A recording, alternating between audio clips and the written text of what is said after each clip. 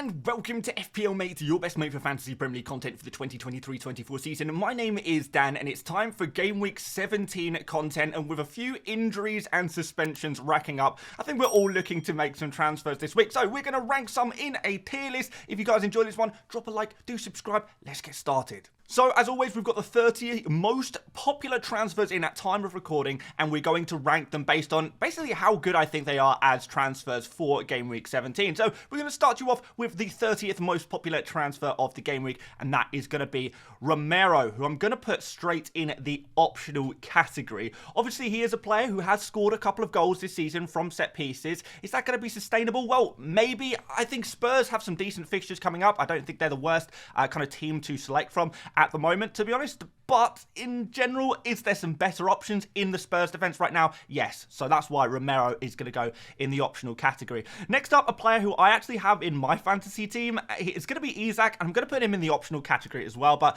I'm even debating putting him in the avoid category. He's not a player I'm too convinced by at the moment, just because Wilson has now got some minutes off the bench, and Isak, has he looked like himself recently? I'm not sure. He's had some fantastic opportunities recently, been super unlucky not to get any attacking returns over the last 3 game weeks, but it just hasn't come off for him, and I just don't think he quite looks like himself. And I think Newcastle will be looking forward to getting Wilson a little bit more involved in their games, to be honest. So yeah, with Wilson already getting some minutes under his belt, could Game Week 17 finally be the game where Isak returns to the bench? I can definitely see that happening, unfortunately. So therefore, he is a super risky player to go for right now, and I'm not really comfortable putting him any higher than optional. Now, Dubravka is a good pick. I think we've got some good fixtures coming up next. At 4.1 million, he's still probably the best value for money goalkeeper in the entire game right now. And I know there's other goalkeepers around the 4 million mark, you know, Areola when he's back, and Turner now getting some game time as well. But let's be honest, Newcastle, despite the fact they haven't been amazing last couple of games, they are still a better defense than those teams, aren't they? So I do think Dubravka still definitely has a part to play in our FPL teams moving forward. And I don't really think he's put too much, hasn't really put a foot wrong too much really since he's come into the Newcastle team. It's kind of been defensive errors that have really been the problem for Newcastle recently. Don't think Dubravka's really the guy to blame. Next up, a player you guys probably know I definitely do like this guy, and that is going to be Tavernier.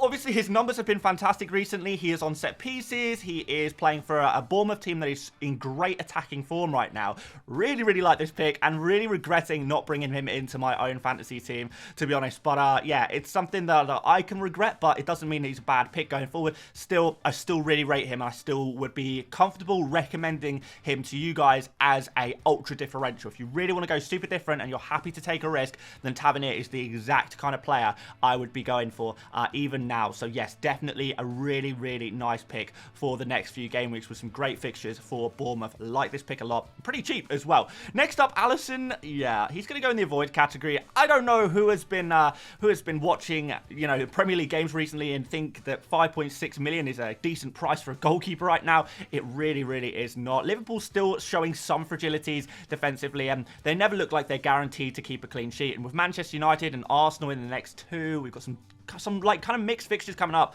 To be honest, I just don't think I'd be willing to spend this amount of money on a goalkeeper right now. So a little bit too expensive for me if I'm looking for a goalkeeper. Leno is next, a little bit cheaper, so I'm going to put him in the optional category, but 4.7 million is still a little bit pricey. I don't expect that Fulham will necessarily keep clean sheets every single game week. This next fixture is against Newcastle, and obviously they are a team that are more than capable of scoring goals. Even though they haven't been great defensively, Newcastle are still scoring goals. So yeah, I don't know if I'd be expecting a clean sheet. Is now the time to buy Leno? To be honest, probably not. So maybe actually for this game week, Leno is going to be at a void. But I just think in general, he's an okay goalkeeper to have.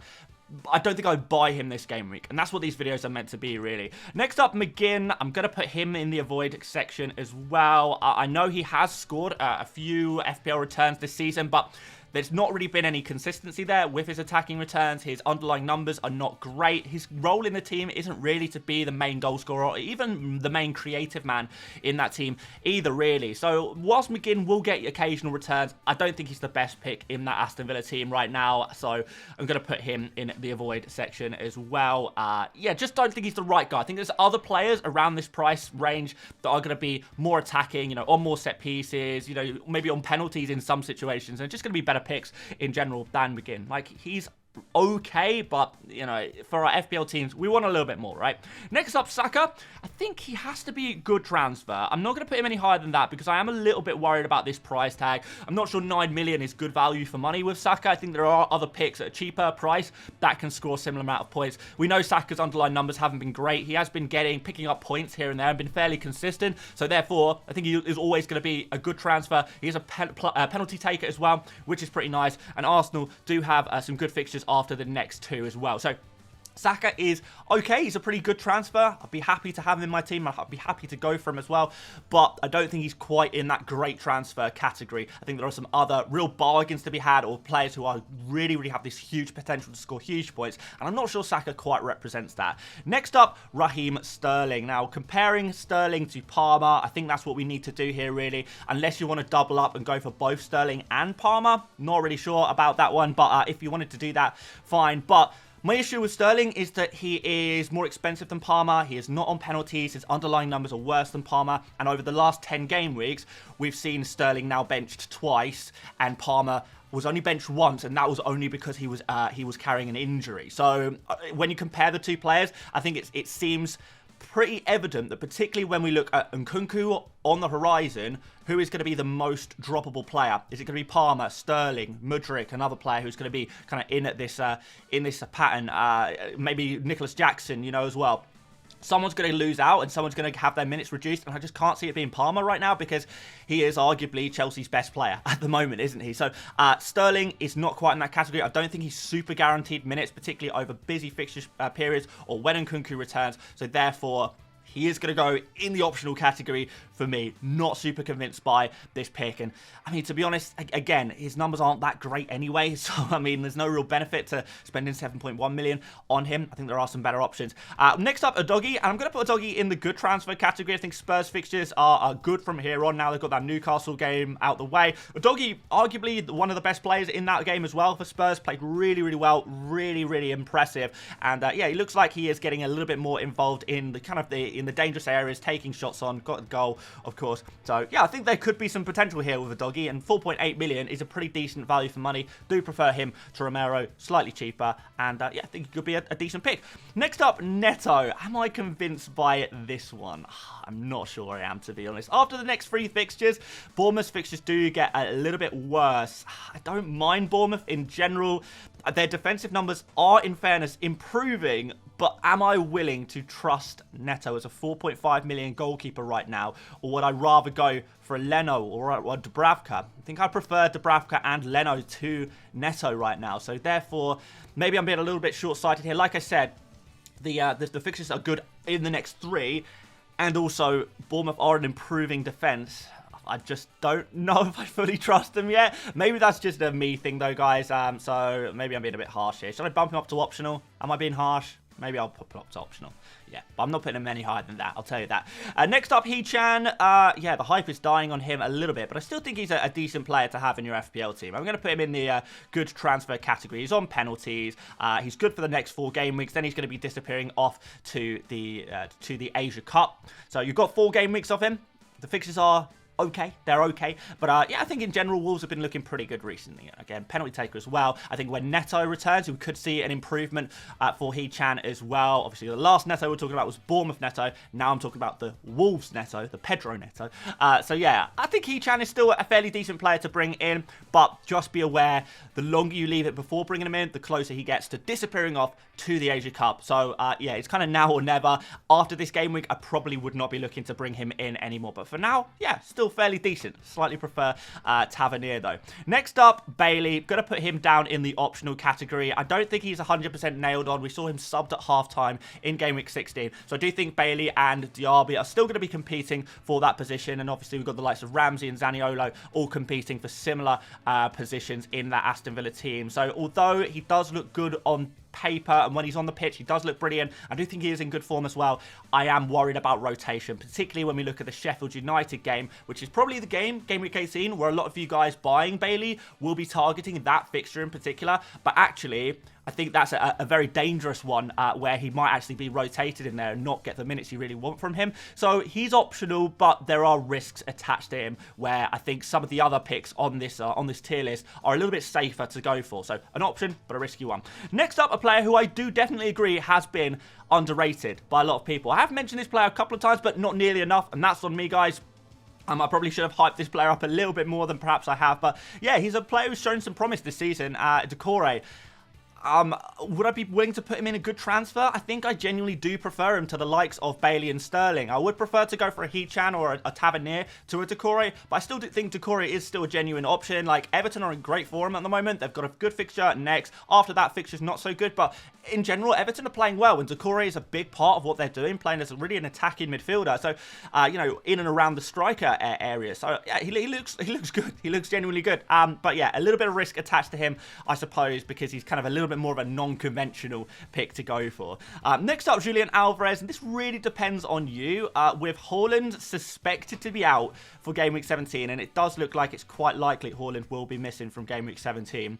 That leaves Alvarez as the main striker for Man City, and to be the main striker for Man City is definitely a big honour. Alvarez will be on penalties as well with Haaland's absence, but we have got a blank in Game Week 18. So what I will say is Alvarez might be a decent pick only if you are free hitting in Game Week 18. If you are not planning on playing that free hit chip, or, you know, have some kind of wild card strategy for Game Week 18 or something like that, then Alvarez is just not going to be for you. But for this game week and for the game weeks after the blank, I think Alvarez is going to be a decent pick, whether he's deputizing in the forward position or, you know, just playing in the attacking midfield positions where he's shown some promise there as well. All seasons looked pretty decent recently, actually. So, yeah, I think he's optional, but only depending on your scenario. I don't want to rule him out completely, though.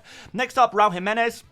He's shown some good form recently, hasn't he? Last 2 games, finally getting some goals on the scoreboards, and good for him, you know. It's been a while. Could we be seeing the return of the Raul Jimenez of old? I think it's a little bit early to tell, if I'm totally honest. So for that reason, I am going to pop him in the optional category. I think he is a risky pick to go for right now. So let's put him around about here. He's just a little bit risky, but at the 5.2 million price tag, hey, you could do a lot worse. I just don't think Fulham are going to be scoring 5 goals per game for the rest of the season. I mean, if they can, incredible. But, yeah, not fully convinced by that one. But, hey, he's a decent enough pick. He's fine. He's an option. I just don't think I would personally be ready to take that punt yet. But if you are needing that 5.2 million forward, he could be the answer to your prayers. Next up, Cunha. Speaking of those cheap forwards, again, he's slightly different. He has actually been quite consistent over the last 5 game weeks, a return in each of those games for Cunha. But do I think it's sustainable, particularly after when the fixtures, you know, start to look a little bit more sour? I don't know if it's sustainable with Cunha, if I'm totally honest. I'm just not sure. Again, another player that I've not seen enough of, you know, to show that this is what's going to happen every single game week. I mean, we can look in the past and we've seen that Wolves have struggled to score all the goals. Cunha has been wasteful in the past. He is in a little bit of a vein of form right now, but a lot of those have kind of been assists as well. I look at his numbers and see that they're not super high. His underlying stats don't suggest that he is going to be able to continue as he is currently, but there's still probably a little bit of promise there as well. So a risky optional player to go for. I probably slightly prefer him to Raul Jimenez, but yeah, I certainly wouldn't put him down as a good transfer right now. I think we still need to maybe see a little bit more of him. I don't know. That's what I kind of think. Next up, Jared Bowen. Definitely think he's always going to be a good option. You know, West Ham star man, good fixtures in the next 2. Gets a little bit messy after that. But yeah, Bowen is absolutely a fine pick. He's been one of the, you know, top scoring players in the Premier League, really, in terms of scoring goals this season. So yeah, definitely a good transfer. Let's put him in and around these guys. Let's pop him next to Tavernier, I think, just below Saka. So yeah, a good transfer, a solid transfer, definitely a player to think about. Let's start putting some players slightly higher up. We'll go for Cole Palmer, first of all. Great transfer, penalties, great fixtures, looks dangerous every game. Last game week, I know a lot of people disappointed with a 1-pointer from Palmer, but again, had some chances to score, was creative in that game as well. I think if we have some easier fixtures, and Everton is no longer an easy fixture, so just bear that in mind. We've got some easier fixtures, which we do for Chelsea. I think Palmer armor is going to show a little bit more magic. And yeah, those penalties as well are always nice with him. Next up, Mykolenko. I think I'm gonna be generous. I think I'm gonna put him on the lower end of a good transfer. The fixtures again for Everton are mixed, and if you think you can cover Mykolenko for game week 18 and 19, I think that will be even better, and just bench him maybe for those 2 games. But in general, Everton are one of the stronger defenses in the Premier League right now, and I think you are gonna get opportunities for clean sheets even in the tougher fixtures. And we know Mykolenko has great attacking numbers as well, so that's really gonna benefit him. Even when a clean sheet is lost, you've still got a chance of attacking return with him, which I think is pretty nice. So yeah, good transfer. Everton keeping loads of clean sheets at the moment, so maybe they can continue to do that. Let's see. Next up, Martinez. Yeah, I think just a little bit too expensive for me, so he is going to drop down in the avoid category. There is another player, if you want to invest in the Aston Villa defence, this is where I would go, and it would be Pau Torres. Yes, I'm going to put him probably around these other defenders here. Kind of like him, think he's a good transfer. We've got Sheffield United next, which I think is a really good opportunity. Not next, but after next, after the Brentford game. Brentford, by the way, missing Mbermo, missing, of course, Tony as well. So they're going to possibly struggle to score a little bit more than usual. Could Pau Torres even keep a clean sheet in the Brentford game? But then after that, we've got Sheffield United. I don't know. I think he's a decent price, decent aerial threat as well, which is always nice against Sheffield United in game week 18. Think he's a good pick, actually. Yeah, decent, cheap defender to go for. Would much prefer to go for him than a Martinez. Next up, Mo Salah. Must buy, isn't he? I mean, come on, let's be real, guys. I mean, next fixture against Manchester United, that's a good fixture these days, to be honest, isn't it? With Haaland looking likely to be out for this game week, we're looking at Salah being a big captaincy option as well. It's going to be between him and Son, really, for our game week 17 captains. And then after that, you know, if Haaland is, you know, still going to be out, could we even think about captaining Salah in Haaland's blank in 18? If Haaland is out even longer, you know, Salah could be the only captain option, really, couldn't he, for many game weeks. So let's see what happens there. But, you know, certainly I think we all accept and agree that Salah is up there, top 3 FPL assets to own in the game at minimum. Many people will say that he is the #1 best FPL asset to own in the game. So, yeah, a must-buy player. I can't see myself ever being without him. Next up, his teammate, Trent Alexander-Arnold, who is still going to remain in the optional category, and that is because of the price. It's just because of the price, guys. Like, the fixtures coming up aren't that amazing. I don't think Liverpool are guaranteed clean sheets. Trent is going to have a little bit of creativity there, of course, but it's not guaranteed every game week. Is he going to be able to score more points than other defenders? Yes, he is. But is he going to, you know, be worth the money that you have to spend on him? I mean, 8.1 million. That I'm not so convinced by. So, you know, if you can afford him, 8.1 million, fine. I definitely would not be selling Haaland and reinvesting that money in a Trent. I think one thing that I would say is if you are selling Haaland this game week with the intention of buying him back, just leave the money in the bank. Don't start, you know, upgrading your defense too much with the likes of Trent Alexander-Arnold, and then you're going to have to take several hits to get Haaland back in your team, because let's be honest, if you sell Haaland, you are going to need to get him back.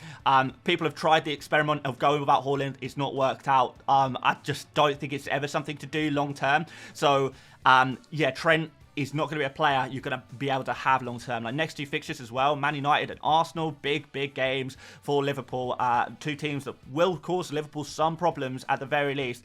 I'm just not sold on Trent at that price. If it was 5.5 million, yeah, great transfer. But he's not. He's so much more than that. And by going for him, you're having to make massive sacrifices in other areas of your team, or you know, compromising your ability to get the likes of Haaland back in, you know, 2 game weeks time. It could be 2 game weeks when we want to get Haaland back in. It's going to be really tough. And you're probably going to, you know, if you're downgrading Haaland as well, we're probably talking about minuses to get Trent in, and then more minuses to take him back out again. It could be a disaster. It really could. Next up, Senesi, who, I mean, at 4.3 million, it's a cheap defender. I'm going to put him in the optional category. I think he is an okay pick because Bournemouth have really improved defensively recently. They're actually not conceding that many chances at the moment. They seem to be doing pretty well in defence.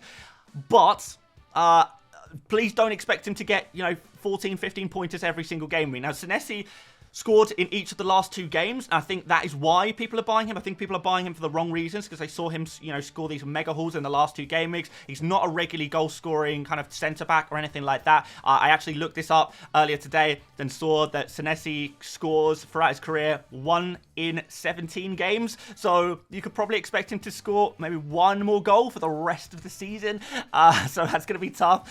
But he's a 4.3 million, very, very cheap defender playing for an improving defence. It is risky to go there and expect Bournemouth to be a great defence long term, because I don't think we have enough long-term evidence to suggest that they will be.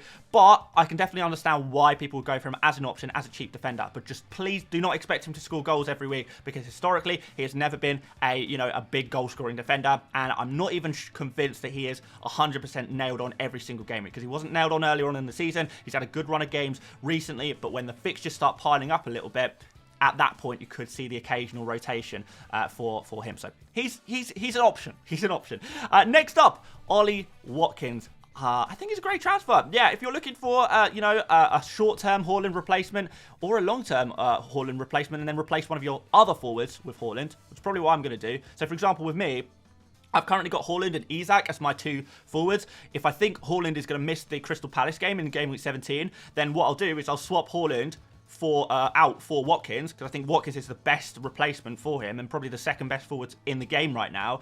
I'd make that swap, and then I would swap Isak out after Game Week 18 to bring Haaland back in, because I don't think Isak is a long-term kind of player that we want to own right now. So therefore, I think it makes sense that if you do want to go for a new forward right now, Watkins is probably going to be the answer. He's just the best option. 8.4 million is a little expensive, don't get me wrong, but yeah, decent pick, decent player. Why not?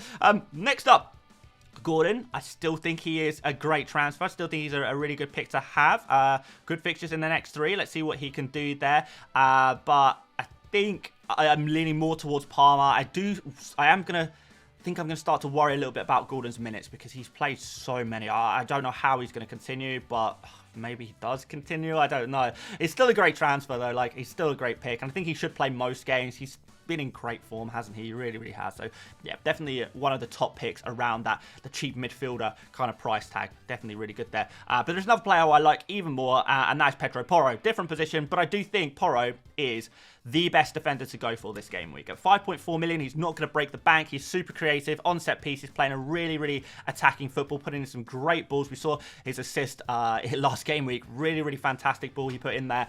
Yeah, he's just probably the best defender to go for right now. So, yeah, if you can afford to go for a Porro in your defensive lineup, maybe you want to sell one of your Arsenal defenders with their tough fixtures over the next 2, then, yeah, maybe an Arsenal defender out, maybe Saliba to Porro, something like that could work. You know, if you can afford to do cash to Porro, I don't know. Depends what defenders you have. If you are sick and tired of Trippier, you don't want to hold him over his suspended game week, then Porro would be my preferred replacement for him. I'm not advocating for selling Trippier. If you can afford to bench him for 1 game week, I probably would prefer to bench him for 1 game week. But if you're not willing to do that, then again, Porro is going to be your answer there. So let's move on to our next player, the penultimate player, which is Heung-min Son.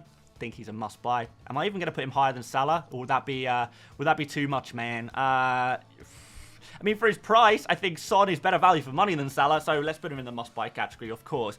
Yeah, I've spoken about this one enough. I think Son is top 3 FPL assets in the game with Salah and Haaland. He is absolutely amazing. We've now had proof that he is on penalties, and he is going to be scoring penalties whenever Spurs do get those penalties. Yeah, he's a fantastic player to have. I don't know why you wouldn't have him. I think he's so super important. If you don't have him, get him in. He's a priority. He's a priority buy right now if you don't have Son already. He really, really is. Far more important than, you know, anyone else. So, yeah, next up, let's put in the final player, the most popular transfer right now, and that is Dom Solanke, who is somewhere between a good transfer and a great transfer. I think I'm gonna put him in the good transfer category. I'm not quite convinced to put him any higher than that. I think the attacking returns for Bournemouth right now do seem pretty spread out, but Solanke at least is on penalties, which is going to be nice. But yeah, 6.6 million. He's a cheap player to go for. Maybe if I had to choose a new forward for my team, though, it would be Watkins and not Solanke. But Solanke is good. He's a very good transfer still. Not a great transfer, but a good transfer. Good player to have in your team. Looks pretty positive right now. Yeah, I don't know. I think if I wanted to go for a Bournemouth attacker right now, I think I'd have one eye on Tavernier right now. I think I would. Tavernier. He's maybe the Bournemouth guy to go for, but Solanke, yeah. Decent pick. Good transfer. Not great transfer. There we go. Controversial, I'm sure, since he's so popular this game week. But there we go, guys. That is my tier list for Game Week 17. That's how I rank all of the most popular transfers of the week. Let me know what you think about my rankings and my orderings. And if there's any other players that I haven't mentioned in this video, make sure you let me know in the comments and we'll talk about where I would place those players as well. Aside from that, guys, yeah, let's do the outro quick. So yeah, thanks for watching, guys. If you did enjoy, drop a like. Do subscribe if you're new around here. There's no other Game Week 17 videos to check out yet, but we'll be back tomorrow with Buy, Sell, Keep, Avoid. So until then, thank you so much for watching once again, and I will see you later, mates. Bye-bye.